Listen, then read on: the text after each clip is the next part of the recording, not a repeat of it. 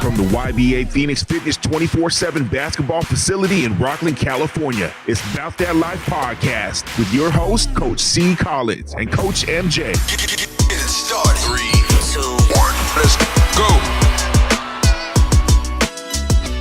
Hey, welcome to About That Life podcast. I'm Coach C.Collins.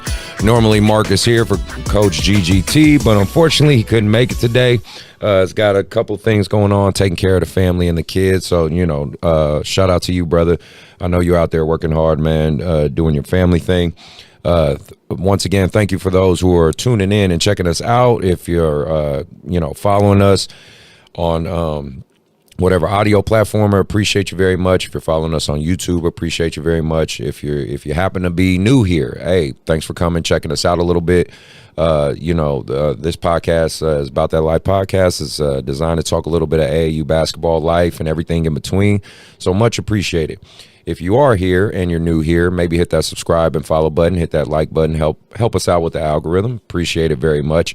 If not, no worries. Just sit back, enjoy the show, and leave any comments or anything that you got left behind. So first, I want to give a shout out to my sponsors, Dr. Dish, best shooting machine on the market.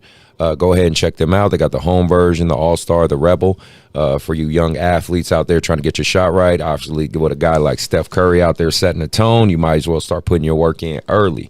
So go ahead and check them out. Tell them About That Life sent you. Also, if you're an AAU club program, if you're looking for shirts, sublimation, jerseys, any type of apparel, things that you need to get handled, check out West Coast Legends. Danae and Marcus will hook you up. All links to all this will be in the description. So, be ready to check us out. Go ahead and help us out. Help us out with the algorithm, man. We out here trying to grow, trying to do grow the program. One small click for you, big help to us. So, without further ado, I should say, let's get to our guest. This guest, me and him go way back. We went to high school together. He's very passionate about sports, much like myself.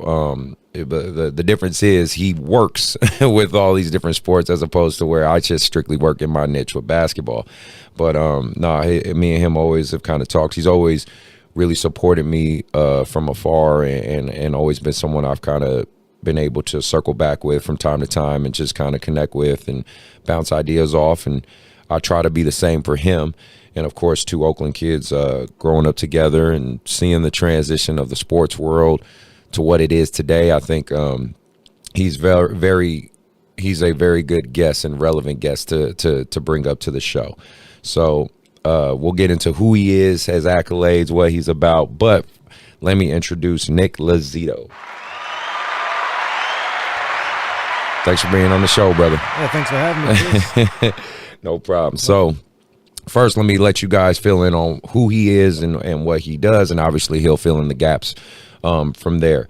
So, I know him as we're just two dumbass Oakland kids growing up together and living our lives. But what he's currently doing right now, he's a journalist for the San Francisco Chronicle and was also a journalist for the Oakland Tribune. He's called me even recently to kind of fill him in on the gaps of AAU basketball and really kind of understanding and learning that. But before we get all into that, Nick, why don't you go ahead and tell the people who you are, like how you started or, your background and all this, like where your passion came from. Sure. Yeah, give us your story. Yeah, well, Chris and I go back to Oakland Tech. Chris played basketball, and we wrestled together a little bit. Yep. We had some classes together, I believe. So, and then we kind of circled back around and met up years later. Actually, in Chicago, I went out to Chicago to see some baseball games and met up with Chris at Wrigley Field. We caught a Cubs game, Cubs Brewers, and then kicked it on what's that neighborhood called? Wrigleyville. Wrigleyville. Yep. Hung out, and then I got some writing opportunities. I've been working for newspapers across California for most of the past 15 years. I've worked for the Modesto Bee, Woodland Daily Democrat, Sacramento Bee when I was in college at Sacramento State. I was editor of the State Hornet newspaper at Sacramento State. Right. And got kicked out of journalism for a little bit during the 2008 economic collapse. Sorry. And so worked in some media relations and then got back into it and eventually made my way up to the Oakland Tribune, San Jose Mercury News, which were merged at that point and still are, Bay Area News Group. And then I got a job with the Chronicle as a designer in 2016 and have gotten some really cool writing opportunities over the last 6 or so months. And that's why, we've been talking a little bit as I'm trying to get caught up on what's going on in some of the youth sports, the youth sports scene, specifically AAU and travel basketball. And you've been really helpful in kind of bringing me up to speed with that, along with NILs, which everyone is trying to kind of wrap their heads around right now and what that means, name, image, and likeness sponsorships for college athletes, which are now legal and do not. Yeah, definitely want to break that down later on for sure. So we've talked a little about that over the last few months. And I wrote a couple articles about it in the San Francisco Chronicle. You can check it out. Google my name and Chronicle, and you can read those articles there. Yeah, and then just so you guys understand who are watching or listening, links to his social media, links to his information will be in the description. So I definitely encourage you guys to check it out. So with all that you just said, which is really cool, what so far from what you've assessed, because again, obviously the main premise of my show is AAU and youth sports, right, in general. Obviously the main one is basketball, but I kind of think you have a cool perspective because you kind of you're touching base on kind of a little bit of everything. So, and what's your overall experience with AAU? Like, I mean, just kind of looking at it from an overview, what you've researched, what you've heard from me, probably assuming heard from other people, whether seeing from other sports, like I know we're going to talk about baseball and all those other things, like the AAU as an entity and what's kind of some of the good and bad you take away from it. Well, I think to start, you mentioned baseball. I did a lot of reporting and research into youth baseball, and I saw some similarities there. And I think the biggest thing I see is, the game's growing, which is good, but we're kind of turning from rec sports to more organized sports when it comes to youth sports, especially for kids and parents, more so maybe in some cases, that see opportunities potentially for their kids to play in college. Right. So parents are willing to pay money for their kids to learn from yourself and other good trainers and coaches, whether it be basketball or baseball. What I found in baseball is that it's creating a big chasm between who can play, who has the money to play, and who does not have the money to play. Okay. Baseball is obviously a lot different than basketball in the sense that, the equipment requirements are a lot more in baseball, which furthers the gap, right, as far as kids.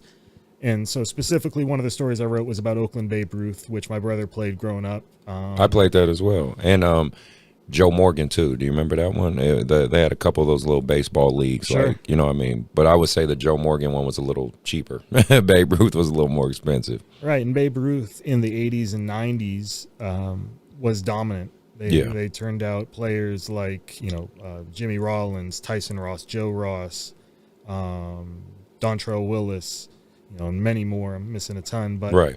What happened there is,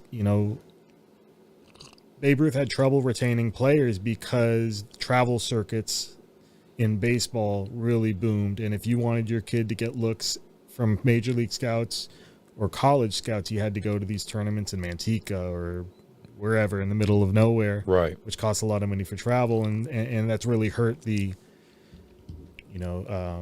enrollment for the Babe Ruth baseball program. So that's kind of where baseball is at. I think basketball is in a little different place. I'm sure you'd say that, but yeah. But I there are similarities in the sense that parents are willing to pay more and willing to dedicate more time and resources, I think, into their kids' athletic futures. Yeah. And it's a good thing and it's a bad thing. I think it's cool to see really competitive kids out there developing their skills, but at the same time, you don't want to lose that kind of rec league where kids can just go out, have a good time, and their parents don't have to worry about them. And there's obviously so many factors that go into that, right? Right. Gentrification. It's not black and white. This isn't a black and white subject, you know what I mean? Because like you said, there's variables, there's gentrification, there's access, socioeconomic status, location, right?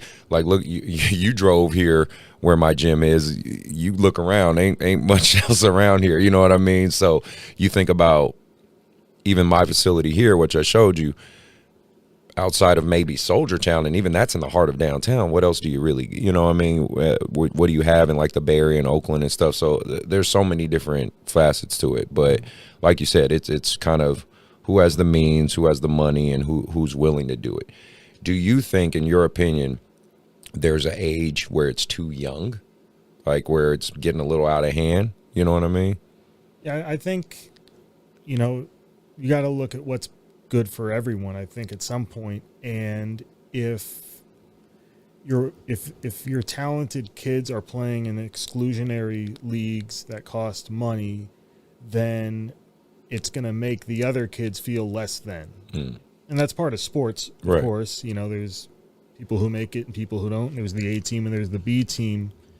But, I think there has to be a certain level of age where a kid can just go out there and have fun and play with kids in the neighborhood and be able to develop their skills without really any pressure of making it to college or making it on the prep team. And I just feel like in baseball, they're definitely losing that. And that's why we see Babe Ruth enrollment down from, 1,000 to about 250 right now. Wow. Okay. That is a drastic difference. Well, tell me about, I want to circle back to like just your career in general and being involved in sports as a journalist and things like that. Watching the different eras in sports, because you can correct me if I'm wrong. So you're kind of keeping track of, at least when you're in the Bay or anything like that, you're kind of keeping track of a little bit of all of it, right? Like hockey, the San Jose Sharks, right? Or the Oakland Raiders, when we used to be the Oakland Raiders, and the A's and all that, right? The Warriors, obviously. So you watch some of those transitions in those eras and the different style of plays, like you think about when we grew up with Run TMC and all that stuff to now to the Steph Curry era. Those are two different styles of play. Is there any ones that were kind of your favorite? Even for you as a kid growing up, or your favorite ones, or the ones that stand out to you a lot? Oh yeah. Well, all the Warrior teams growing up, as bad as they were, always had something fun to watch. Right. We sucked at one point. We were pretty bad. But people still, we still had Spreewell. We grew up with Spreewell. We grew up with, when Muggsy Bogues came and played alongside Manute Bol. Chris Webb. We had him for a little while before he went to the Kings. Right. Yeah. But I always loved, the point guards being a smaller guy. I loved the fact that Muggsy and Manute played together was ridiculous. 5'3" and 7'7" on the same squad. And the fact that Manute may have been a better 3-point shooter than Muggsy too. Right.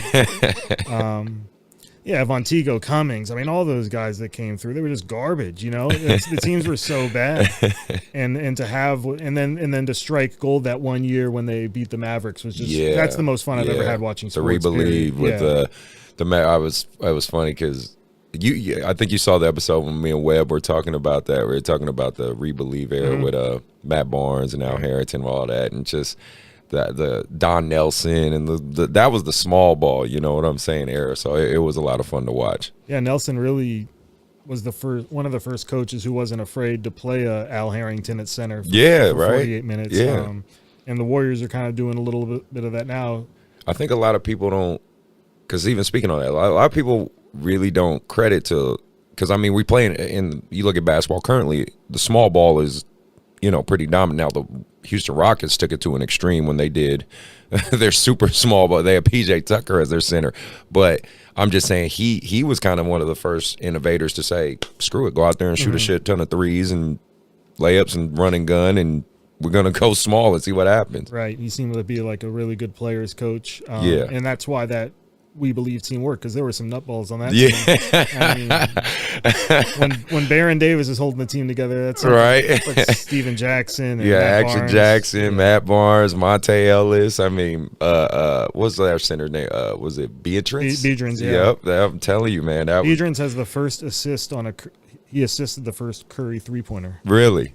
I did not know that. Fun fact. Fun fact. I like that. Wiggins, I think, had the assist on the record breaker the other night. Well, yeah, and hold on, let me give a splash for Steph Curry. We definitely gonna get to the Splash Brother and later on in the show, but big shout out to him and what he's doing. So, what about in other sports? Like, what about with football or the A's or anything like that? Was there like things that? Well, just my fandom, like. We were growing up, the Raiders were out of town, so I never knew the Raiders as the hometown team. So I was a Niner fan up until okay, fair enough. Ironically, till they won the Super Bowl, right? They won the Super Bowl in 94, 95. That was the Steve Young era? That was Steve Young. That was Deion Sanders, that was Tim McDonald. I mean, their whole defense was loaded. Their offensive was Jerry Rice, Brent Jones, John Taylor, all those guys. Can't be mad at it. They were pretty damn good. So they win the Super Bowl, and then the Raiders come back, I believe, the very next year. Yes. And I immediately just jumped to the Raiders because I was an Oakland guy. But it's weird, like, the Niners at that point were the most fun team I'd ever watched. Football-wise, yeah, for sure. Honestly, period, at that point, because, I mean, Deion, right? Yeah. Deion was Deion at that point. Yeah, come on now.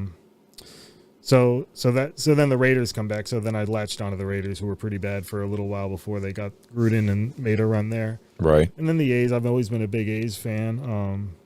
So there were some dark years there. Then they get Giambi in the 2000s and kind of rebuild a little bit. And I think when we were younger, our era was like the Jose Canseco. Right. Henderson was there at the time too, right? Yeah, Ricky bounced back and forth everywhere, but he was in and out of the A's. Yeah, so that was kind of our youth era. Yeah, Ricky was definitely, and Ricky's an Oakland Tech guy. So, that's an amazing story right there. Exactly. I think he was born in the back of a car. No, Ricky Henderson. Yeah, people, if you get a chance, he's an Oakland legend. Check out Ricky Henderson.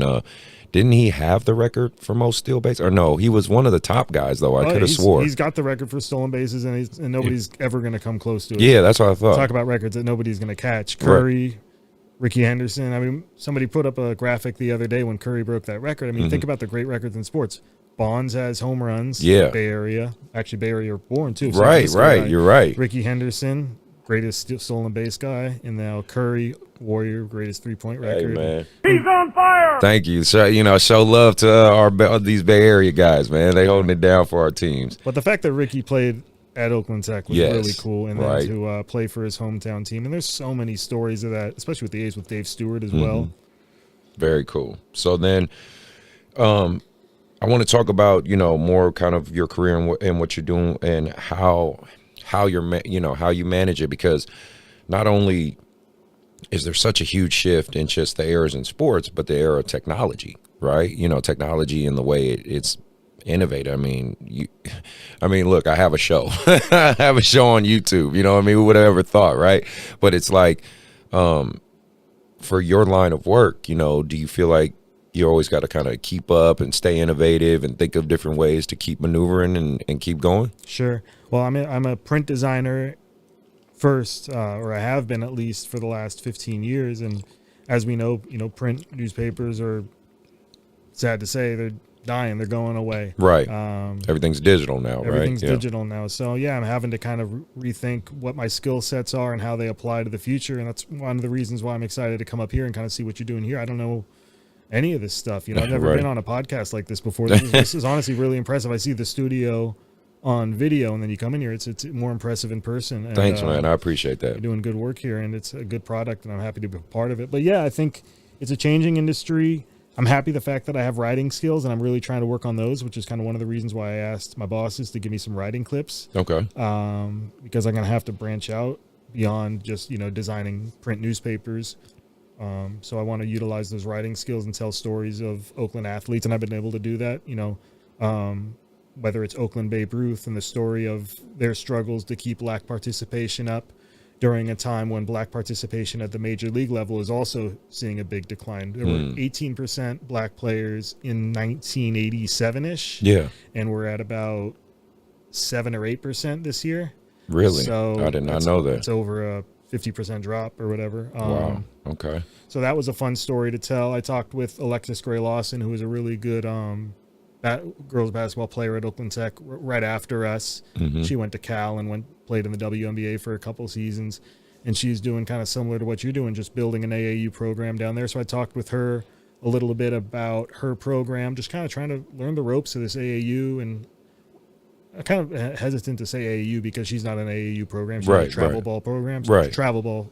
And it's an interesting part of the sport, basketball specifically, just because there's such a big, we think about NBA and we know about the fact that there's people playing in Europe, but we don't realize that there's this big industry, whether it's baseball or basketball. They have football, volleyball. I mean, everybody has it at this point because football is like 7-on-7. That's their thing. And volleyball, they have at AAU seasons. I mean, but I would say, baseball and basketball, I think, are the two biggest entities as far as I know right now.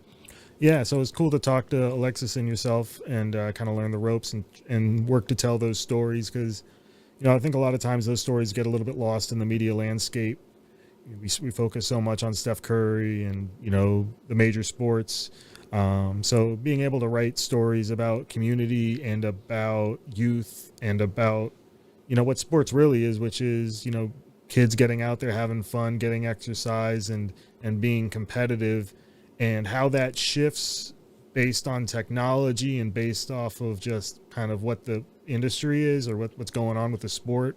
We talked a little about baseball a minute ago, about the trend towards more travel ball and less rec leagues. And it's interesting, those dynamic changes, and trying to just tell those stories. I think a lot of it, too, comes from, people are competitive by nature. I mean, athletes are competitive, and parents obviously want to try to foster that, too. But I also think kind of because this era is such a, microwave era, now, people they're always trying to find a way to speed the process up. And I always have to kind of tell my parents and kids, you got apps that can swipe, you want to date, you can swipe right or left, right? You want to download something, you can download it, whatever the case may be. But there is no app to be amazing at a sport. You know what I'm saying? There's no quick way to make yourself talented at something. You got to really just put in the work and do some long, you got to invest thousands of hours and do the tedious things. And I think that just is very contrary to the day and age we're living in. I mean, we're very fortunate to be able to have things like Uber Eats. If I'm hungry, I can download an app or someone will literally bring me my food. But at the same time, sports doesn't work that same way. Right. You know what I mean? Sports gets real at one point. And for me, it was honestly growing up in Oakland, especially with basketball, but baseball too. I played YMCA basketball up until I was maybe 10. Mm-hmm. And I was all right. Yeah. Learning how to dribble, learning how to shoot. I remember hitting a big three and all that. Right. But when I branched out, quite honestly, to the boys and girls clubs, that 11-12 area, I knew that wasn't for me. Yeah, that shit is real. I went up to North. I don't know. I can't even remember. I was so young. I went up to North Oakland. It may have been Bushrod or something like that. Yeah. And I was on, I can't even remember what team I was on. Bushrod's a legendary park in Oakland, in case people wonder.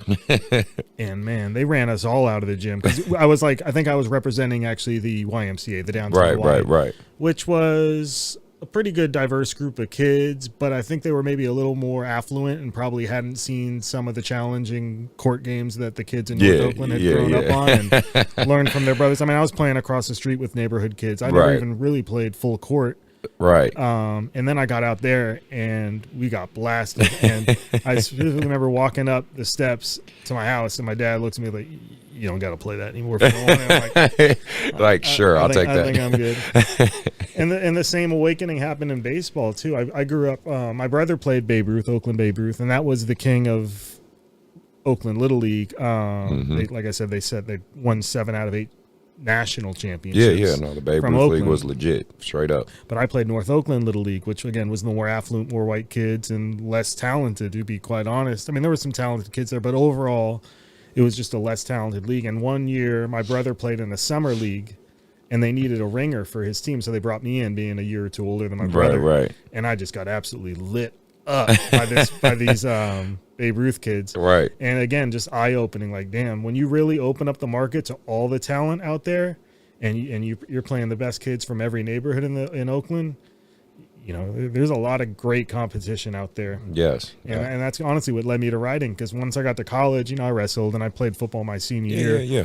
But it was a lot of humility, and I became really humble, and I earned a lot of just respect for honestly just sitting down on the side of the court and watching you guys and Keith Willwrights and the Demarshae Johnsons and all these D1 players we had at Oakland Tech, and just being in all of these guys. And I think in a way, and obviously Marshawn Lynch, right? We saw Marshawn and arguably Josh, one of the greatest, maybe the most exciting running back of our generation. Honestly, I know like we're biased and all that, but of course. So what? But let's be serious about this. Right. I mean, let's talk about running backs in the last 30 years. All right. Let's take after Barry Sanders, because Barry Sanders, I think, was pretty epic in his time. And he absolutely was. But I think the Beastquake run is the greatest run of the last 30 years. I think if you watch any of those YouTube highlights of top 20 runs, he's on there, right? Yeah. And then he's put the yards on top of that. I think he's around 10,000 yards. He's in there with other Hall of Famers as far as just pure stats. But I think those highlights and the type of running style he had puts him at that level where I think you could at least make a case. I definitely think you can make a Hall of Fame case. Mm-hmm. He's kind of been compared with Frank Gore, where Frank Gore has a little more stats, but Marshawn has a little more of he has a Super Bowl ring, right? Right. And then he has a Super Bowl ring that he lost because they didn't give him the ball. They didn't give him the ball. I know, right? What player in any sport can say that? Right. Not too many. We didn't win a championship just because they didn't give me the rock. Well, and then they gave him, and then he had the charisma. He had the media pull on top of everything else. He was a polarizing figure, so that helps as well. Yeah.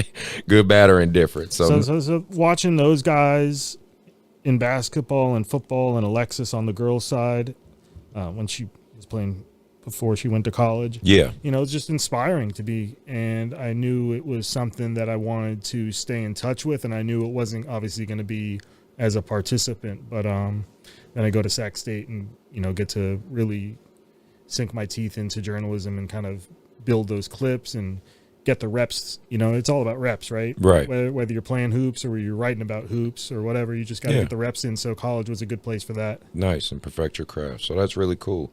Well, so then let's talk about, with this era, in this era now, it's like people want to read memes before they read anything else, right? There's alternate facts and don't trust media and blah, blah, blah. Let's cut away from all that. What I'm saying is, what I think is pretty fascinating, and I was curious of your perspective. So, you have like the Stephen A. Smiths and Shannon Sharps, and, they have their daily segments and their Twitter feeds and all that. It seems back when we grew up, it was like this huge gap between a pro athlete and us. It's just like an average everyday kid or whatever. But it seems in this era that gap is so close now. Like I think I saw something recently where Skip Bayless said something and then Kevin Durant put him on blast. You know what I mean? Or like said something back to I'm just saying, remember those. Kevin Durant, he will literally say things to normal people. You talk shit about him on Instagram or Twitter, he'll talk, seeing things like that in this era. Do you think pro athletes should respond to some of this, or should maybe people just ease the fuck off? You know what I mean? Because what I see is these are some of the same criticisms like my pops or any of the old guys at the barbershop would say. It's just now they can actually say it on a platform that this person, because someone will say like, Chris Mullins sucks, like he's fucking terrible, but now you can actually tag Chris Mullin on Instagram and tell him he sucks, and then potentially even get a response. You know what I mean? Well, take Chris Mullin out of that equation and throw Latrell Sprewell in. What's Latrell doing if some I know, right? I know, right? This dude was out there choking coaches and didn't feel bad about it either. So it's like now you could tag Latrell Sprewell as a normal everyday dude in Oakland, and Latrell Sprewell might show up to your motherfucking might show up to where you at and fuck you up. You know what I'm saying? Like, he'll get out of his car, fuck you up, and by the time he gets back to his car, his wheels are still spinning. exactly. Still, so that's what I'm saying. It's such a different era.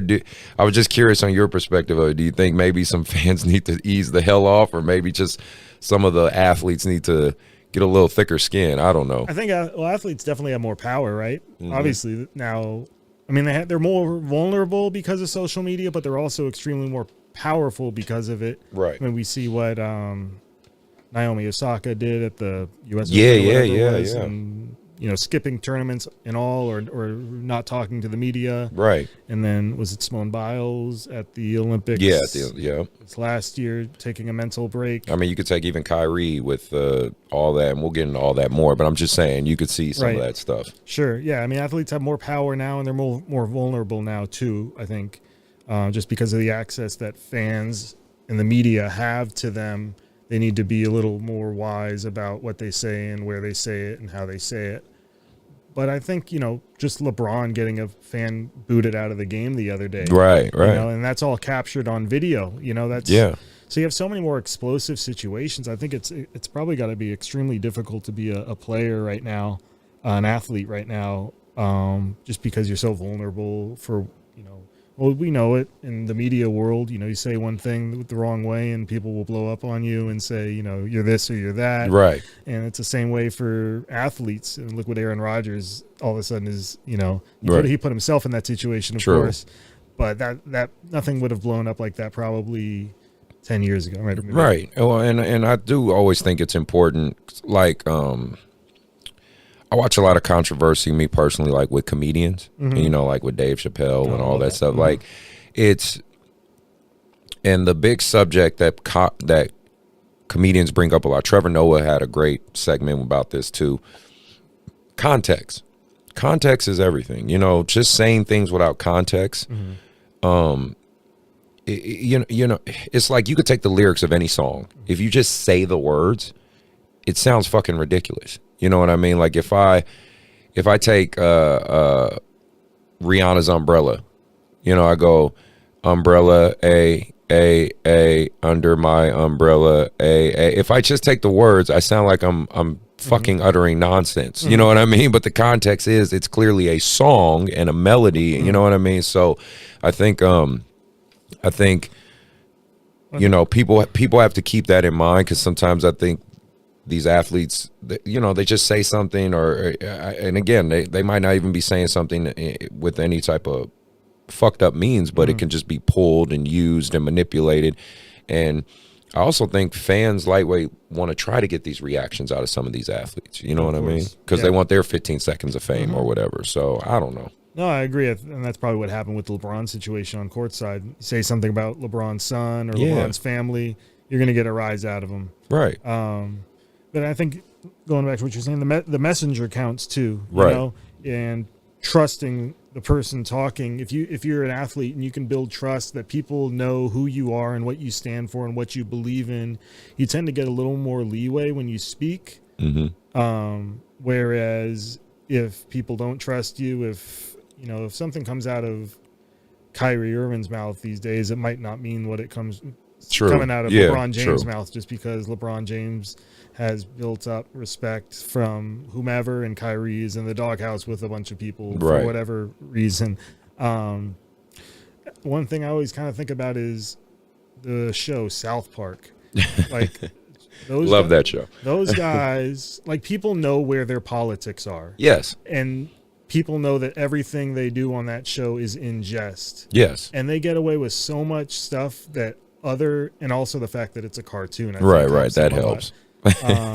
Bill Burr has another cartoon, F is for Family, that gets away with a lot of stuff. I mean, probably not a good idea to bring cartoons into this, but it makes sense. The point being is, like, people know who's saying it, therefore they give it a lot more leeway. Therefore, if South Park does an off-color joke, you know where it's coming from, you know where the heart of the joke is, and you know it's coming from the place of a person who has empathy and sympathy and is conscious of many, many things And you kind of factor that in when you sit down and watch the show, or when you watch an athlete be interviewed, you kind of have that same context, going back to context. Right, absolutely. So that's just something I was kind of glad to pick your brain about. I did want to talk about the article, we had kind of talked about before the show, with the parallels with AAU baseball, volleyball, in comparison with basketball and things like that. Kind of as you were researching and doing your thing, like what did you find, or what did you see as far as the parallels, maybe similarities and differences, things like that, outside of, I know you talked about it earlier with like the financial component and things like that, but is there other things you might have seen that were the same or different or things like that? Yeah. The money is the big thing, and that's kind of what I was following, because I wanted to figure out why certain athletes kind of fall out of the system, and what accounts for these different demographic changes. And a lot of it's scouting too. It's a lot easier nowadays to scout when you know that the top 100 recruits are all going to be in the same gym or field. Right. Whereas 20 years ago, if you were a baseball scout, and I don't know as much about basketball scouting as you. Oh, it's the same. Trust me.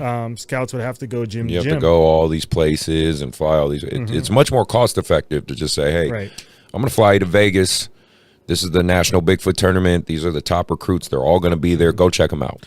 And I think it's a little bit, it probably doesn't serve the sport well to change everything, not everything, but change the mechanisms and the structure and scheduling and travel for the scouts' convenience. Right. That's obviously shouldn't be the end game in all this, is to herd all these athletic kids into one scout. And then it hurts the kids, whether it's basketball or baseball, that can't make it out to Vegas for that trip, or can't make it to Manteca for that baseball tournament. So that's just something to be aware of. And, there's no real governing body maybe protecting the sport at large. Yeah. So it's kind of up to coaches and trainers and parents and kids to have that big picture, but it's tough because it's so competitive. You want your kid to get every advantage he can when there's only so many scholarships to go around. And it's supposed to be, like in basketball, and we talked about it, it's supposed to be like an honor system, right? They just expect the coaches and people to just be honorable and have integrity. But let's just be real. There's plenty of people that don't have honor and integrity. I mean, they're just going to do whatever it takes to get ahead. So I know me personally, even be saying this as an AAU co-director in the heart of all this, I wouldn't mind having like a basketball governing body, but of course there's so many variables to that. How do you finance it? Where is it located? What are their powers subjected to? What can they do? What can they do? It's a lot of questions, obviously, but I would like to see something like that. Well, you're an AAU program, right? Well, we see a lot of travel teams breaking off from AAU. So, at some point, AAU was the overarching governing body of youth basketball to a certain degree, at least more so than it is now. I don't know enough to speak much more about it than that. But you're right. There isn't really that overarching kind of head of basketball to say, or baseball for that matter. It's really the leagues funding wherever they want the direction of their sport to go. With baseball, I talked to a lot of people in the central office of MLB, or a few people rather, and I talked to the Boys and Girls Clubs who works hand in hand with baseball. And they have a bunch of initiatives in baseball to try to grow participation in inner cities. They just donated or pledged up to $150 million to the Players Alliance, which is a Black-led coalition of baseball players whose specific goal is to increase participation amongst minority, or not necessarily underserved communities, largely Black communities. These are Black players. So, that's a lot how things get shaped that way, by athletes putting pressure on leagues to say, hey, you're reaping all this money from all these young kids trying to become basketball players, but here's a big issue that we're having in our community. How do we help fix this? And to the players' credit, in baseball, they put a lot of pressure on the players, and we see that with basketball. basketball hasn't developed a players alliance like baseball has, and I'm not sure necessarily why. I know there's a lot of great leaders within, LeBron and Wade and all that. Maybe it's something that they're working on kind of behind the scenes, or maybe it's something they don't feel like they necessarily need. But it'd be interesting to see if, players could gain a little more leverage and help kind of shape the future of basketball when it comes to youth sports, and kind of ensuring that, every kid can get the opportunity to at least get seen and get that opportunity to develop his or her skills without the parents feeling like they need to, get a second job or whatnot. Right. No, you bring up a really cool point, man. That's really cool. You bring up a really great point with that. So, no, definitely food for thought on that one. Parents, I want to get back. I want to circle with parents. Parents, clearly are the fuel there for this vehicle to move, right? They're moving this youth sports engine. You know what I'm saying? With that being said, there's obviously the crazy over the top parents, and there's obviously, the single mom or dad who's just trying to figure it out and ask for help and, needs some support along the way. I know for me, I really try to advise parents and tell them the right way and help them as much as I can. What's your perspective on kind of that, like for parents and things like that with the kids, and then also keep in mind, I feel, and maybe you could give me your opinion on this one too. I think a lot of the kids nowadays, it's getting harder and harder for them to take criticism, you know what I mean, and be coached hard. Guys like myself, I'm very much known, and I think I've sent you like little videos and stuff like that of how, I'm a hard coach. I'm a hard, aggressive coach, but I think I'm a cut from, I'm an Oakland Tech kid, like, with Coach Scott, that was one of my guys, or, Coach Mack was hard on us too. I think he was just kind of an asshole, but he was hard on us too. But, I feel I'm a combination of that old school with the new school, but it seems like the younger and younger groups are being able to take it less and less. So you got parents who are trying to figure things out. You got kids who are a little softer. I just figured kind of what do you see in all that, or how do we figure this one out? Yeah, well, I don't have kids, so I can't speak from experience of sending kids through youth sports. Right. I'm sure what all you say sounds right to me. I think kids, phones there's so many more distractions nowadays. Kids might have more leverage with parents nowadays for whatever reason. But I mean, I remember I was an assistant coach for my dad, coaching my brother's soccer team way back in the day, and I just remember there was one parent whose kid. A Mexican family in East Oakland, and the father would tell every time his kid touched the ball, his kid was like one of the worst kids on the team. He'd tell him to shoot at midfield, right, at anywhere, 60 yards, shoot it. And at some point, my dad just had to tell the parent to leave, like stop doing that. Yeah, so he's outside, he's behind the fence, on the street, just yelling, "This kid shoot!" from the parking lot. Yeah, you deal with stuff like that. Trust me. So, I'm sure it's tough to balance all that from a coaching perspective, because you're not just dealing with the players, you're dealing with the parents, and then the high school coaches can become involved as well, and how that shapes. And basketball is wild to me. Like, I really don't – it's tough for me to wrap my head around the fact that high school has been we grew up – high school was king, right? Yeah, absolutely. Obviously there were the Oakland Soldiers, but you played for Oakland Tech. That was what you wanted to do. You could wear those OT. Absolutely. And now you have coaches kind of turning down high school jobs for AAU jobs. Yeah. And the transfer of power has kind of, Division I coaches are going to AAU coaches now, and they're following the AAU circuit. So, a lot's changed, and maybe the kids have a little more power because of that. I don't know. What do you think? Because I can say, well, I'm going to focus on my AAU team, so screw you, coach. Yeah. Or I'm going to focus on my high school team, screw you, AAU coach. Right. Maybe it gives the kids a little more power. I think so. The biggest thing, the biggest thing that upsets me is more these kids want Steph Curry results without putting Steph Curry work in. That's what makes me upset. It's like, you guys get more advantage, more technological advantage for athletics than any generation, period, before you. You know what I mean? You got cryo chambers that are like $10 to do, and when cryo chambers in Jordan's era were like these exclusive things that only the elitists get to go to. You know what I mean? You have sports medicine and science advancing at numerous rates. You have literally YouTube where you could type in ball handling drills and a million fucking videos will pop up. You could type in shot form drills. And guess what the kids will type in? You know, ball is life.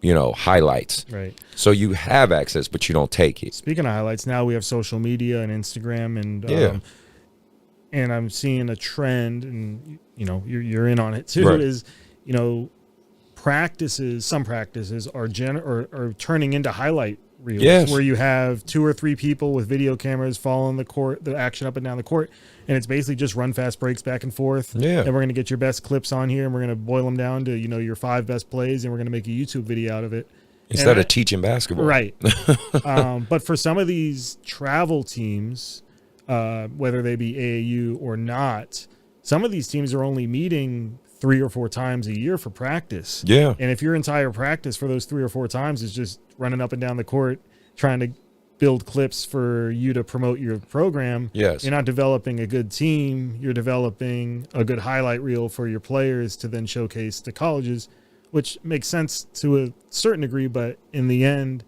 you know, you're not developing the fundamentals that you should, and I'm sure that's having a big impact on the game. We talked about Steph Curry. Absolutely.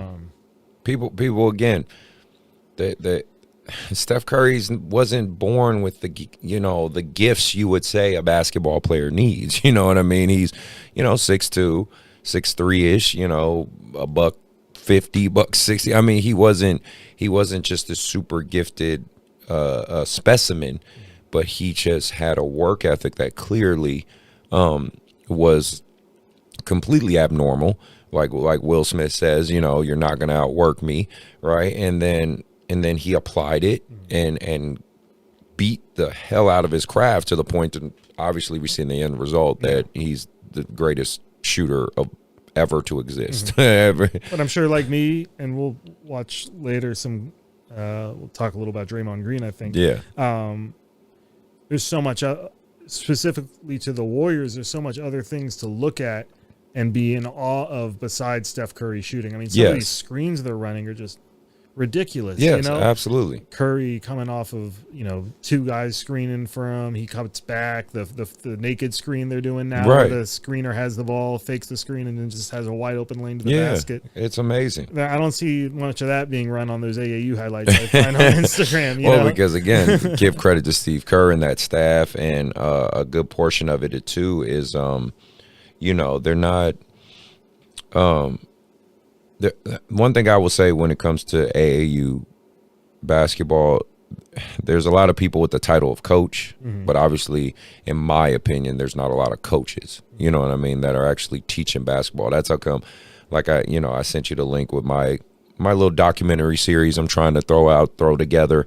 I want people to see that process. You know, I have a little 4th, 5th grade team that I'm going to try to grow together and keep them together and I want people to see, like, oh, this is how it works. This is how it looks like to manage an AU program and actually coach your kids and coach them up. So, you know, we'll see how it plays out, but I just was curious on your take of kind of that stuff. But yeah, if the future of basketball is the offense that we see the Warriors running, talking about screens and all that, then the future is awesome. Right, I agree. If the future is a bunch of kids wanting to chuck up 35-foot jumpers, and I'm not interested in basketball for the next 20 years. For real. Well, I do love that the defense is now brought back again too, so now we can play defense. So and if you play defense, then you get to run the break. Yes, exactly. Well, my last question for you before we move on to the other topics, do you have, you got any future plans or any things you want to get out there? You know, hey, the mic's yours, you know, some things you want to throw out there? I have a Substack. I always forget the Substack.nicklozito.com. And I have a couple free articles on there that I wrote, actually golf articles, but historical pieces, and one specifically about an Oakland a golf pro from Oakland, or he moved to Oakland, named Lucius Bateman, who was born in the South, is black, and was barred from playing in the PGA Tour because of his race up until 1961. Jesus. Is when the PGA Finally let him in. yes, desegregated. Right, 14 years after Jackie Robinson. So Lucius Bateman couldn't play at the highest level of the game, so he taught golf at Airway Fairways driving range right near the Oakland airport. Wow. Which doesn't exist anymore, just a little rinky-dink range. And he was actually the maintenance man there. But he also taught lessons on the side, and one of the people he taught there was a Portuguese kid named Tony Lima, who went on to win the British Open, biggest tournament in golf. Yeah. So the story is about Lucius Bateman, who was denied being able to play on his own, and ends up teaching one of the great golfers of all time, probably because he wasn't able to play himself. So I have that article on my Substack, and another article about a true crime story about a kidnapping and robbery of a golf tournament in 1969 in the Bay Area. Okay. Yeah, there's some fun stuff there. So those are free articles that you can get on my Substack, and there's the Chronicle articles as well. As far as stuff I'm working on, I'd love to write more about Oakland sports. We're talking here about Oakland basketball. I really haven't jumped into that yet. Yeah. And there's some projects I think that would be really cool, with my experience, growing up watching you guys and kind of following the game over the years. I'd like to touch base with a lot of you included, people who've seen it all and kind of, tell the story about Oakland hoops over the last 20, 25 years. Okay. No, that sounds really good, man. I look forward to seeing it. And like I said, all the stuff you're telling me, I'll put links in the description so people can check it out. So hopefully you guys go out there, take a look, check that stuff out. So let's move on. We are going to go to hot takes. So today's hot take is, and I love my people in the Bay, and obviously me and Nick, we're Oakland kids, so we bringing up Oakland a lot. So if you don't like that, get over it. Don't care. The OAL, man, it's not what it used to be. The OAL league, basketball-wise, obviously, specifically, isn't what it used to be. Big shout out before I do all that. Shout out to Grant High School and Indercombe High School. Splash for you guys, Coach Denard and Coach Fred Wilson. They met up in the championship at the Edison Stockton tournament. Grant beat Oakland Tech. Indercombe beat Vanden to advance to the semis, and then they kept going to obviously play in the championship. Back when I was at Oakland Tech, no, we ain't losing no damn Grant. We ain't losing to Indercombe. I don't care. Y'all can be bothered by that. My high school team would have whooped the shit out of all y'all. But either way, no, there is this big shift. I'm seeing a lot of Sacramento schools, and again, it's not a bias. I'm just telling you what the records and things are reflecting. A lot of these Sacramento schools and things are beating a lot of the OAL and public schools that traditionally, when we grew up, would never beat the OAL. But again, the OAL isn't what it used to be. Where do you see this, or why do you see this happening? Right off the top of my head, I see two things. One, we grew up in the era of the 6 OAL schools, right? Mm-hmm. And if you were from Oakland, you were probably going to one of those schools. And if you wanted to play elite basketball, you were probably going to one of those schools. Yes. There were St. Joe's, Bishop O'Dowd had good squads. Now you have a lot more charter schools coming into it. And through gentrification, there's just the crop of basketball talent within Oakland is spread. Yeah, it's gotten more vastly right over many different areas. A lot of parents have single parents that live in other areas, so they might live in Oakland but attend high school elsewhere, across the state for that matter. Yeah. And then I think the other thing is, and it ties into that, is kids are moving out of the area. Yes. I worked in Modesto from 2006 to 2009, and probably the best basketball player I saw during that time was Kiwi Gardner. Who is an Oakland guy. Yeah. And his brother or maybe cousin was also a really good basketball player. I can't remember his name, but he also played, I think, at Series High. Cool. But he was the best basketball player in the area. Yeah. And he was an Oakland guy who's, I'm assuming his parents couldn't afford Oakland rent. Oakland's expensive. And moved out to Manteca, and he was just an absolute ball handling wizard. And he went on to play for Santa Cruz and had the G League team. Yeah. Probably didn't get any NBA looks. He was like 5'8", 5'9", but had ridiculous handles and would have been one of the most captivating players in the OAL. You know, Right. Absolutely. It's different. I mean, that's how come I think of the last kid that I kind of saw and was kind of happy. He represented Oakland and still is, I think, in my opinion, pretty good. Is like James Akinjo, Jr. Yesterday, not his because I played against his dad. Right. His dad was at Mac, but I know James. yeah, CG. you know GG. Yeah, he But I'm saying like kid from West Oakland, growing up, doing his thing, But it's like when Lowe was on the podcast, we talked about that because he said it too. We talked about this, like how the OAL, these kids are branching out, that the Soldiers is the only way to kind of pull them back together. You know what I mean? To represent the Bay in Oakland and things like that. So, and I know Sacramento kids that go down there and play in the Bay. So it's just pretty interesting. Yeah, Soldiers were king, and they're still pretty good, right? Yeah. Oh yeah, absolutely. They're still pretty dominant. But even James Jr. went to Salesian, though, right? Mm-hmm. Yeah, he did. He didn't go to Oakland. He didn't go to Oakland Public Schools. Right. Like you said, it's the charter schools, private schools, and things like that. And families just moving out of inner city Oakland and trying to find cheaper housing in Antioch or Richmond or Stockton or Sacramento. Yeah, you're right. So let's move on to the NBA. We are definitely going to talk about the Warriors because we're fortunate enough to now watch a second era of the Warriors thriving. Right, we thought after KD left and obviously Clay getting hurt and Steph was kind of in the Dame Lillard situation for a little while where he was on his own last year, but he still balled out. That's what people really discredit. He really balled out last year. But now the Warriors are rolling. They are thriving, and they look great doing it. People love watching them. They're fan favorites because, like you said, they're playing basketball the right way. They're enjoying it. It seems like, guys, if they're not playing ego ball, they're not upset because Curry is kind of leading them offensively as far as all he does. And then, of course, defensively, what he's doing is phenomenal as well. Before we get into the video I want to show you, I just wanted to kind of see how you feeling about the Warriors, just straight up. I think I would put them a little bit below where they were in 15-16 when they won 73 games. Right. I think right now they're on pace for 67 or 68 wins. But they're pretty close to that point. Right. I mean, they are defensively, they are incredibly locked in. I still don't know what to make of the Durant teams, Right. Because they won 65 games those years, but I still think that 15-16 team to me was the most fun I've had, or the most impressive basketball I've ever watched. Right. I mean, just being up 30, 40 points in the second, third quarter. And they're not there. I don't think they're at that point yet where they're just toying with teams anymore. Right. But I think they might be a better team. I think that the rest of the league has caught up to them a little bit, and that's probably why they're not blowing teams out like they were.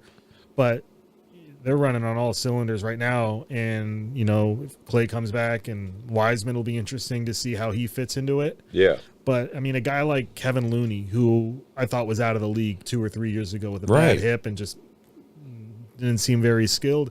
Even a guy like him has found a place being that kind of undersized center who I'm sure he's learned from Draymond and Andrew Bogut and guys like that. They just seem to know how to be in the right place at the right time and use their body and their mass and their width and their broad shoulders and their whatever to create that space they need for Curry to get open or to box out a guy and grab an offensive rebound. And it's amazing just how everything just seems to fall into place with the team other than, the previous 2 seasons. It's fun to watch. I want to play this video for you. Like I told you, it's for those guys watching. This is for a video from Thinking Basketball. All credit to him. I'm going to have a link for his video in the description, so please go check him out.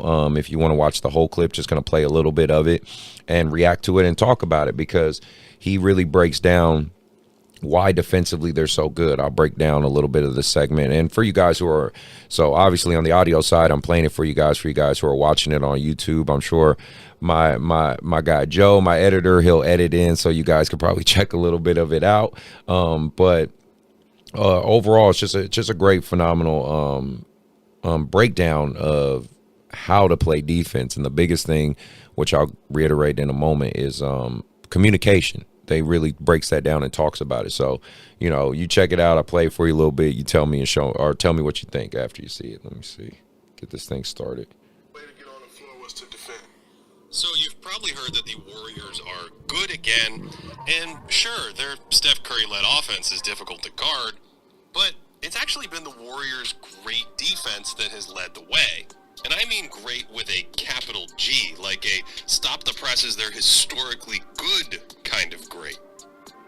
Since the ABA merger in 1977, only 9 teams have finished with a defensive rating that was at least 7 points ahead of league average. These are defensive juggernauts like the revolutionary 08 Celtics, the Twin Tower Spurs, and the 90s Knicks. The 2004 Spurs have the best regular season mark on record, a whopping 8.8 points ahead of the league. And after 25 games, the Warriors' defense is exactly 8.8 points ahead of the league. So Golden State has played like one of the best modern defenses, and they've done it with an incredibly progressive scheme that maximizes their personnel, along with the singular brilliance of Draymond Green. Green gives... So, just touching base on that part, just even on that segment. Because, Draymond Green catches a lot of shit, because obviously he talks a lot of shit. We know this as Warriors fans. But I just don't think the casual fan understands how intelligent of a defender he is. Would you agree with that or a little bit? Or, I know you know the game enough to understand that. I mean, 100%, yeah. I'm not a coach, but it's pretty obvious, I think, to everyone that he's just a defensive whiz. One thing I'm a little curious about is I'm interested to know how you would do. I mean, I think we saw a little glimpse of it in the previous 2 years, how he would do on another team. Yeah. And of course. Not to knock him at all. Right. But I think a lot of what makes the Warriors great is the culture, talking about Kevon Looney. Yeah. And how he's kind of developed some of those similar traits as Draymond Green. And I'm sure Draymond Green, I loved watching Bogut early on just because he had a broken leg at one point in his career, and he was just hobbling, but he always seemed to hobble into the right place. You know what I'm saying? He did. And he was a little overweight, but he always seemed to use that weight to his advantage, and finding ways to nudge a guy out of the blocks, if a rebound's coming through. And those little things seem to have just been getting passed down from player to player in the Warriors. And you see it in Looney, you see it in Draymond. Draymond's, ridiculous. And there's much more to Draymond than what Looney can do. He can bring the ball up. He can run the offense. He has a 7'1" wingspan. People don't realize that, too. He has really long arms, so that helps, too. So, no, I just curious on your side. Well, break down a little bit more. I think that before Draymond's career is done, it would be nice to see him get some real MVP consideration. Right. I think he deserves that. And, MVP kind of gets passed around to whomever people think it's their time. Yes, it's not necessarily who's having the best year. And at some point, Draymond will definitely get Hall of Fame consideration. But I think one of these years, it'll probably take 1 or 2 sports writers to kind of start speaking up for Draymond and saying, like, hey, we need to start talking about this guy. Forget about the stats for a year. It's kind of – I think we'll see that. I think of as similar is kind of like a Rodman deal. Because Rodman with the Bulls was such a pivotal piece. Outside of just, yes, he was an amazing rebounder, clearly. Greatest – but – he was just such the perfect piece they needed to elevate, Scottie and Jordan and move pieces in the right spot. And he was an undersized power forward. I mean, he came into the league as a shooting guard and left as a power forward. I mean, it wasn't like he got taller while he was in the NBA. So that just shows to the innovation, you know what I mean, of someone like a Draymond. And the fact that Draymond literally, like, refused to shoot last year. Yeah. We talk about it in a different way with Ben Simmons from a negative standpoint. Right. And some people have criticized Draymond about it, but when you forget about shooting the basketball, I got to imagine it can open up your mind to all the other components of the game. Kind of like if you close your eyes, then your hearing becomes a little bit better, they say. Yeah. Or your touch or whatever, your other senses. I got to imagine not shooting the ball, even if it may have cost them at times, it probably helps his overall game because he can focus on seeing the full court and seeing what's going on in different areas. Absolutely. And he's not the only one. Iguodala's done consciously, it seems, stop shooting the ball, and they know the comfort of having Steph Curry is knowing that there's always going to be offense. Yes. Yes. And there's zero pressure on you to initiate that offense. Now, if the clock's ticking down and the ball's in Draymond Green's hands, and he's been passing it the last 82 games and the game's on the line, maybe you regret that decision. Right. We'll see how it plays out. I'm going to, here, I'll play some more real quick. Gives them a kind of flexibility most teams can only dream of. He's able to lock down wing players on the ball, so guards can't expose him when he switches onto them. Here he's guarding Damian Lillard, gets screened, and he's agile enough to slide in front of Dame's drive, then peels off Lillard onto another guard and just takes his lunch money. Yet, he can also switch onto a 290-pound 7-footer in the post and use his 7'1" wingspan to rip him too. He's off Lillard and back on a center here, and this time it's a pick and roll, so Draymond drops back, recognizes that the on-ball defender is picked off, so he closes hard and blocks the jumper. Most players in the world can't guard 4 or 5 positions that well, fly around the perimeter, or succeed in every kind of pick and roll coverage, and yet Green's most important skill is probably protecting the paint. Among 21st century defensive savants, only Kevin Garnett can match Draymond's ability to sniff out threats and then materialize in the lane with a kind of basketball spidey sense. Here's a quintessential Green play. Over here minding his business, but he's ready to pounce when the ball handler springs free and then instantly recovers to the ball and nearly blocks the 7-foot DeAndre Ayton with a perfect vertical contest. At 6'6", Green's awareness and defensive IQ make up for his lack of size. He's playing center here and sniffs out the ball, but the moment he sees that Andrew Wiggins doesn't need help, he looks elsewhere, and because Draymond recognizes a dangerous Seth Curry, he steps up hard to take away any three. So he can play the perimeter, protect the paint, stick point guards, centers, or big wings like Kevin Durant, and he's basically a coach on the floor, the ultimate weapon for a forward-thinking defense that Steve Kerr and his staff have created. Outside of that, I want to talk, I think they go to the communication part, well, once I get past this ad. But that's what I'm saying, like, this dude really elaborates on the brilliance of, let me get through this freaking ad, but the brilliance of what Draymond Green does. You know what I'm saying? What he brings to the table. Let me see if I can get to the part where they talk about the Warriors' communication, and we'll move on from there. Because I mean, even those highlights there, you see just perfect verticality with the block shots. Yeah. Oh, yeah. And to the point where he's going straight up, and the defender's coming at him, and the defender's knocking him backwards. Right. Which shows, like, he's not putting any like of his mass into the defender and therefore not drawing the foul. He's just going straight up and limp almost too, you know? Yeah. Oh, and that's also one thing I want to say I think is the fortunate side of the new NBA rule change or modification, whatever you want to call it. Now they're letting defenders be able to defend, like, because, you know, the Trae Youngs, the James Hardens, they went foul hunting, right? They went like, oh, let me create now the refs are like, you create that contact, you live with the result. Like, we're not going to just bail you out just because you got touched. So I actually really like that fact. Let me see if I got to the Steal. Speaking of that too, it's been impressive. Warriors to take their defense to the next level, possibly giving us a glimpse at the future of the league. Just like you were talking about, the future of defense could is be complicated. We could spend hours dissecting all of the different pick and roll coverages, but what's important to know is that the Warriors can play any of them because of their personnel. They change their coverage depending on the opponent. Looney's in a drop here, and he knows LaMelo Ball loves lobs, and he breaks it up nicely. Against a playmaker like Trae Young, they trapped the pick and roll so he'd have to give up the ball, with the other three players zoning up behind and recovering as needed. They only switch in certain situations as well. Draymond gets under the screen to take away the roll here, and that prevents Chicago from creating any advantage. And while we've seen Golden State switch a few times now, they also pre-switch, and that just neutralizes screens like this and leaves Draymond behind the play where he's at his best. And sure enough, he tags Gary Trent coming across the lane, chases him into Curry's zone for another switch, and then instead of worrying about Steph's man, he makes a beeline for the basket, and that is the stuff of legend, ladies and gentlemen. It can look like Draymond is roaming around just playing center field out there.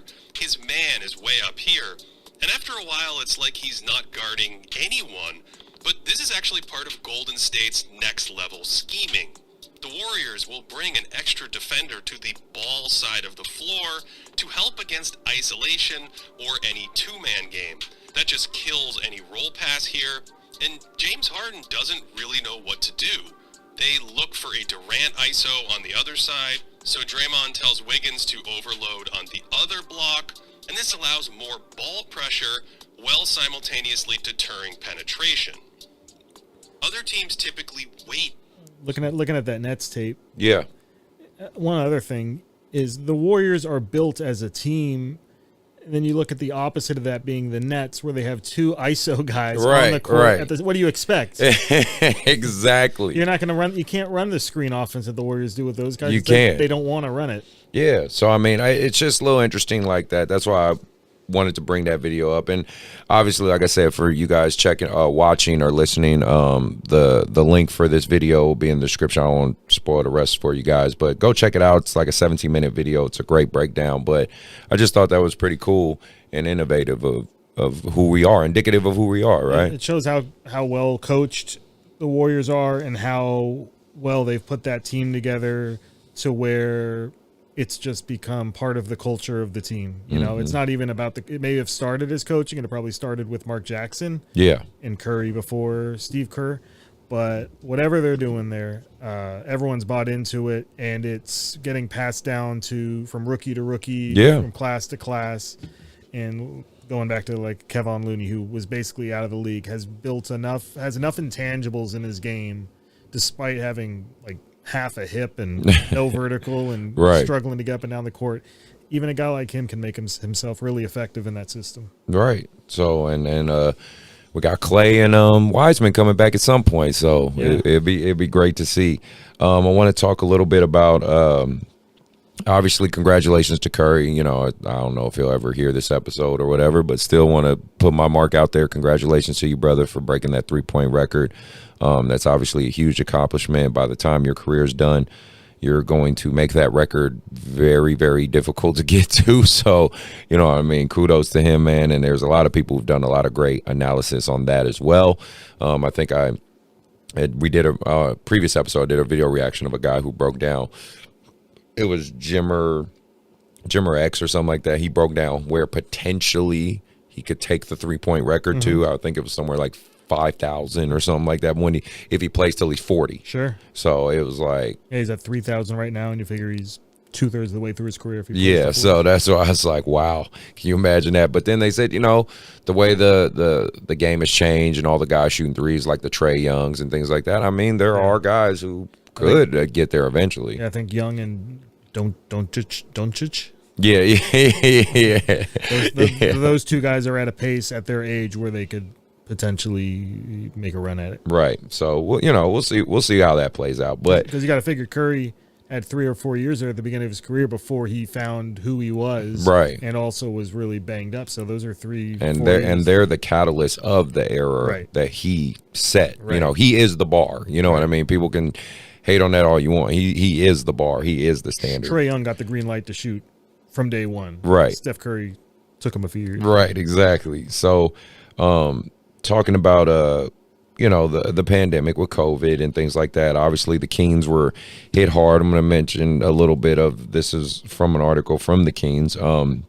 Said currently the Kings have all of De'Aaron Fox, Marvin Bagley, Terrence Davis, Alex Lynn, Lewis Keane, and Davion Mitchell in the health and safety protocols, while Tyrese Halliburton and Shamiz Mitu, I don't even know what that is, are both questionable with non-COVID-19 related injuries. I mean, COVID's hitting the league, and they're getting more and more cases of it. As someone with kind of your background and thing, what do you think the NBA's response is going to be to this? Well, at some point they got to start looking into shutting the league down for a few weeks, or however long it will take to get this thing under wraps. Because at some point you're doing more harm than good by trotting out.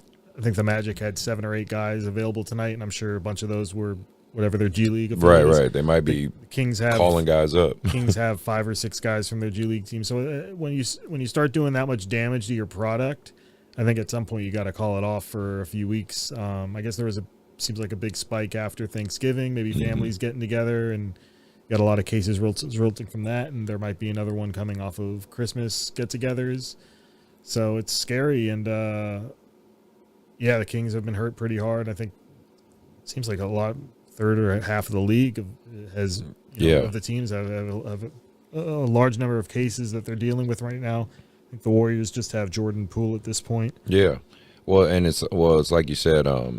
You might need to seriously shut it down. I mean, obviously, Christmas time is usually a big time because you get the Christmas games and the TV contracts and stuff. So clearly, I don't think they're going to do it anytime soon. But you're right. Maybe at some point, maybe make All-Star break longer. Maybe have no All-Star break. I mean, I don't know. It's a puzzling fix. And then the last thing before we move on from the NBA stuff is Kyrie might be coming back, right? So, do the Nets play at home on Christmas, or are they on the road? I don't know. That's a good question. Because we're talking about. Yeah, that's a good question. Yeah, I was gonna say, check it out. That's a good. You look it up because I don't know off the top of my head.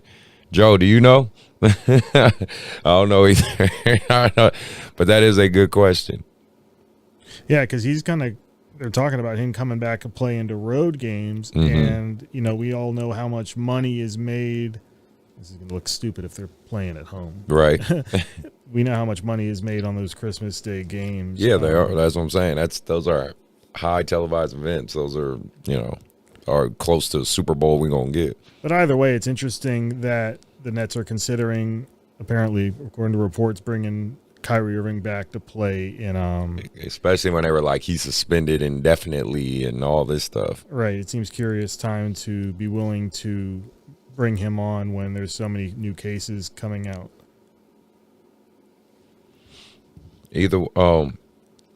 So I guess my point of that is just they're on the road. Okay. They're at the Lakers. Okay, there we go. That sounds about right. Kyrie come back. Wait, because don't the Warriors on ABC the Warriors I think have a game that day too? Yeah, I think they're playing the Suns. Suns, there we go. Yep, the Warriors Suns. So yeah, I mean, Kyrie debut in LA. Oh man, we'll see how all this plays out. Definitely be interesting. He probably wouldn't pass California laws. Right. Yeah, that's true. I'm sure we're still on LA has shutdown. a vaccine mandate for large gatherings, and that's why Andrew Wiggins wouldn't have been able to play. So maybe Christmas night won't be. We'll see how it plays out. I mean, Joe brought up a good fact too that I thought was pretty interesting before the show. I want to bring that up. He was saying, like, he talked about the parallel with Iverson of how he, basically didn't care about practice and was just like, dude, are we seriously talking about practice? What if Kyrie comes back and he's balling, right? Like, he just comes out of control and he's balling. It shows that practice isn't as necessary, right? Remember we were talking about that, how interesting that would be. Right, but going back to what we were talking about a couple minutes ago, do you need to practice for the Nets offense? I mean, isn't it? You got Kyrie, right? You got Durant, and you got Harden. Basically, you got Durant bringing it up. You got Kyrie on the far left, and you got Harden on the far right. And one of those guys is going to play ISO ball. So I don't know how much. If you were going to jump into the Warriors offense, it might be a different thing. Yeah, true. But jumping into the Nets offense where you just, especially Kyrie's game where he's just taking people off the dribble. Yeah, and you're just playing basketball essentially. Because I don't know. I was thinking about Steve Nash as a coach. I don't it's hard for me to gauge if he's a good or a bad coach. You know what I mean? I don't like, is he just there? Like, you know, like Steve Kerr, he did have to deal with the remnants of we got rid of Mark Jackson, but Steve Kerr proved, no, I'm an actual coach. Like, you know what I mean? And let me make this clear for guys who are listening, for kids, families who are listening, or people who are watching. For the professional level, it's not, there is X's and O's. Don't get me wrong. Like, what the Warriors is doing is a system. The Bulls, if you want to stop circling back, the Bulls is what they're doing is system. There are for the Celtics. Why am I not thinking of the coach's name? Donovan. Stevens is gone. Stevens is gone. I don't know who's there now. Fuck, I can't remember. But there's certain guys like Thibodeau. He's a system guy. Right. Things like that, right? What you also need to understand is it's managing personalities too. It's the psychological component in managing personalities. Steve Kerr is really good at managing personalities. I mean, you got to think about, this is the man that was teammates with Rodman, Pippen, and Jordan, who clearly all had their own egos. Pippen's ego now is even crazier than ever, but that's a different story.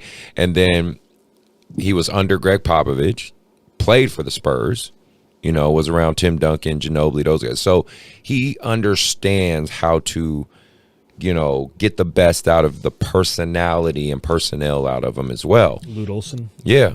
So, with Nash, I don't know what the hell. I don't know. I know him and Durant have a great relationship, but I don't know. One thing I'll say about Nash, I think he must have been fairly instrumental in Curry's development, because I believe he was the point guard coach when Curry came into the league. Yes. Maybe shortly after that. Yeah. You're absolutely right on that. So it has some impact on what the Warriors are doing. I'm sure that is one of the reasons why the Nets brought him on. But what can you do when you have Durant, Kyrie, and James Harden on your team? And as a coach, if you can just get those guys on the court together, you've done like 3/4 of your job, and he's 2 for 3 as far as that goes. Right. That's true. That is true.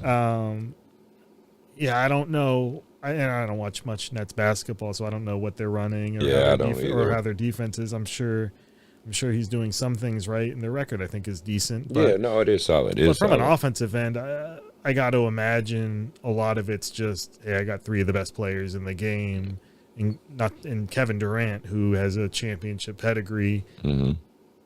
I'm probably just going to have to let them figure it out for themselves. Yeah, no, and they should, because they're pros and they're veterans. They've been doing this a long time, so they should. Well, with all the NBA stuff talk, I want to circle back to high school. I want to give a couple shout-outs real quick to my high school sports that are out there doing their thing. Burbank, Isaiah Griffin, and Amari Nesbitt, you guys are out there doing your thing. Indercom, congratulations to you guys. Grant, Kennedy, Ponderosa, Whitney, Placer. Great job to you guys. You guys are doing really solid. Quick question for you. Is OAL, and let me make it, Oakland Athletic League, in case you guys are wondering what OAL stands for, and obviously that's the public school league. Is our OAL becoming the inferior league now, man? I think, there's talent's going different places, but there's still talent there. Yeah, there is. I think you look at the girls' side too. What Alexis is doing and what other teams are doing in the Oakland area. It's definitely interesting. I need to get out there and check a couple games out this year. I haven't been out there much or enough. I saw the championship games 2 years ago. But even the OAL championship games, I think, featured non-original 6 teams, Mm-hmm. Yeah. So it kind of depends on how you view the OAL. Oakland basketball, you'd like to see it at the top level. And I'm sure, Lauren Leith is doing good things with the Soldiers. Yeah. And I'm sure they're producing tons of talent. But whether that talent's coming from, what we identify as the OAL probably won't be what it was, sadly. But it's fun to talk about. Right. Yeah, you're probably not going to get any teams like the Oakland Tech team that you played for, Yeah.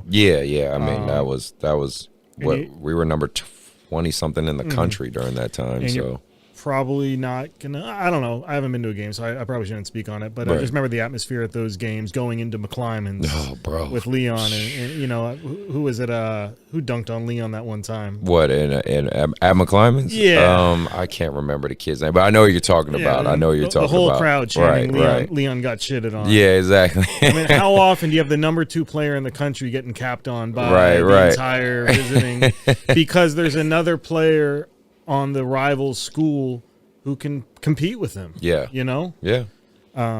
It's just not yeah, like you said, just a different era, different time, and the money and well, when I mean money, I mean the socioeconomic situation of the Bay Area is just so much. You know, it's hard to. You know, I'm lucky my mom and us bought our home 25 years, 30 years ago because we bought it in West Oakland when it was, you know, a shit show out there where you could potentially find dead bodies and shit. So the houses there were much cheaper, but you go there now, man, you know, a home out there is like $1 million home. So if not more. So it just is what it is, man. But, you know, it's still good to see that there's still some sparks out there, still some kids doing their thing.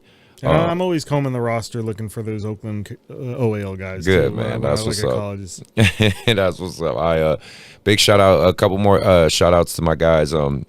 Nick, I know you always listen to the show, man. Love you to death, kid. I've coached you for a long time now. Got him a full ride, or well, let's. I'm gonna assume it's a full ride, but no, I know you're gonna get a good scholarship. Just messing with you.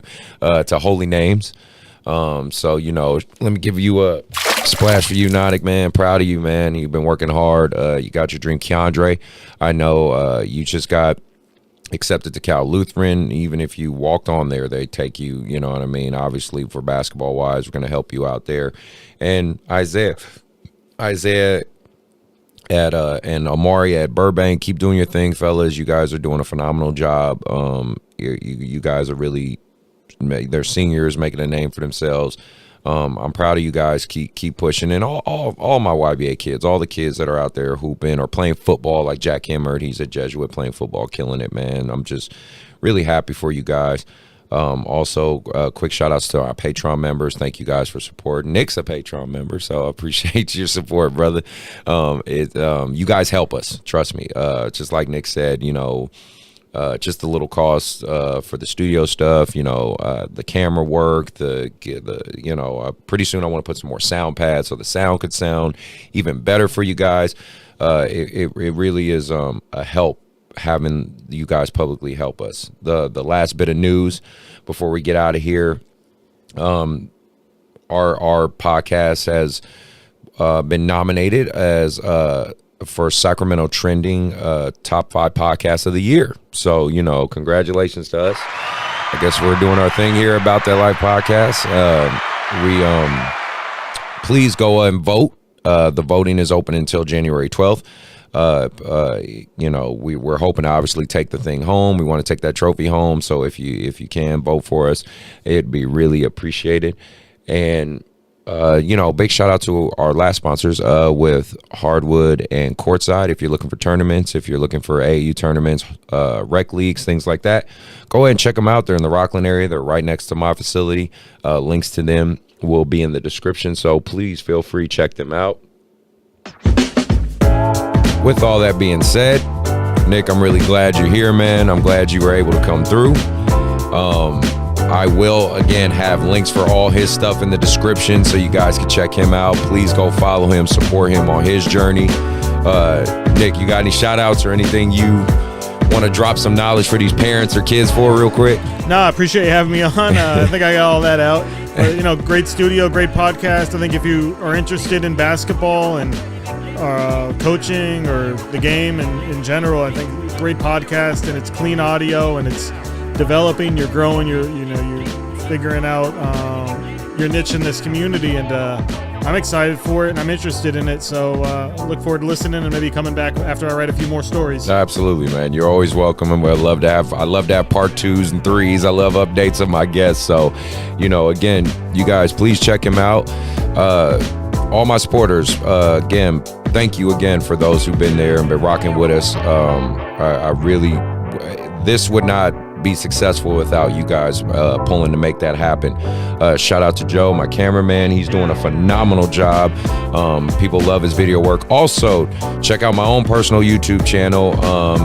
Me and Joe are, like I said, making a little docu-series kind of showing this process of being an AAU director and coach and mentoring kids and showing, doing for your community. He's going to be around me, him and Shelly. Shout out to Shelly. They're going to be following me around to some of these travel events and talking to me. I really want you guys to see the process of what makes all this happen, because we just got an Under Armour contract, so that's a really big deal. But again, please support. Appreciate you guys following, subscribing. If you made it to the end, congratulations. I appreciate you on that one too. Everybody be safe. Remember, COVID's a thing, so protect yourself from it, and we are out.